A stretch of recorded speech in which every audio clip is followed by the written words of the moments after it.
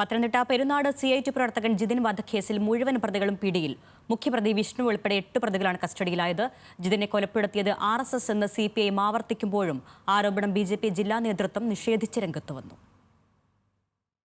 കൊലപാതകം നടന്ന സമയം ജിതിനൊപ്പമുണ്ടായിരുന്ന വിഷ്ണുവിന്റെ മൊഴിയുടെ അടിസ്ഥാനത്തിൽ 8 പ്രതികളാണ് കേസിലുള്ളത്.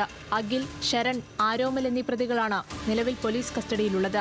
ജിതിനെ കുത്തിയ മുഖ്യപ്രതി വിഷ്ണു ഉൾപ്പെടെ 5 പ്രതികൾക്കായി പോലീസ് അന്വേഷണം തുടരുകയാണ്. അതേസമയം പോലീസ് FIR-ൽ കൊലപാതകത്തിന്റെ കാരണം രാഷ്ട്രീയമാണെന്ന് പരാമർശമില്ല. യുവാക്കൾ തമ്മിലുണ്ടായ അടിപിടി കൊലപാതകത്തിൽ കലാശിച്ചുവെന്നാണ് FIR-ലുള്ളത്. CITU പ്രവർത്തകനായ ജിതിനെ കൊലപ്പെടുത്തിയത് RSS BJP പ്രവർത്തകരാണെന്ന് CPIM ജില്ലാ സെക്രട്ടറി രാജു എബ്രഹാം പറഞ്ഞു. കൊലപാതകത്തിൽ പങ്കുള്ള എല്ലാ ആളുകളും BJP പ്രവർത്തകരാണ്.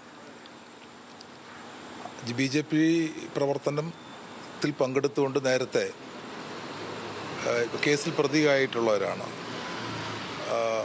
പൂവത്തുമ്മോട് ആശ്രമവുമായി ബന്ധപ്പെട്ട പ്രശ്നത്തിൽ 1 വർഷം മുമ്പ് അവിടെ ഇവർ പ്രതിയായിട്ടുണ്ട്.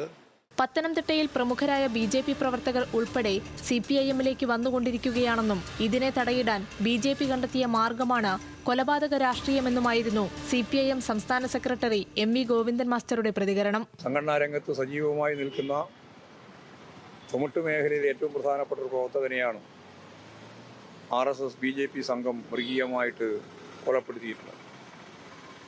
കൊലപാതകത്തെ അതിശക്തിയായിട്ട് പ്രതിഷേധിക്കുകയാണ്. കൊലപാതക രാഷ്ട്രീയം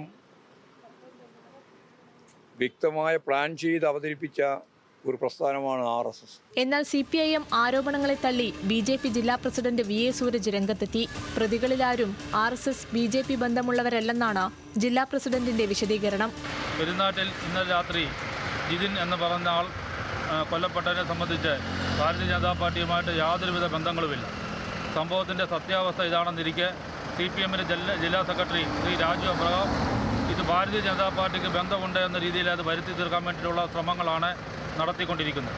കൊല്ലപ്പെട്ട ജിതിന്റെ മൃതദേഹം പോസ്റ്റ്മോർട്ടത്തിനായി കോട്ടയം മെഡിക്കൽ കോളേജിലേക്ക് കൊണ്ടുപോയി. ജിതിന്റെ കൊലപാതകത്തെ തുടർന്ന് സംഘർഷത്തിന് സാധ്യതയുള്ള മേഖലകളിൽ പോലീസ് ക്യാമ്പ് ചെയ്യുന്നുണ്ട്. മുഴുവൻ പ്രതികളും ഉടൻ പിടിയിലാകുമെന്ന് പോലീസ് അറിയിച്ചു. ന്യൂസ് മലയാളം, പത്തനംതിട്ട.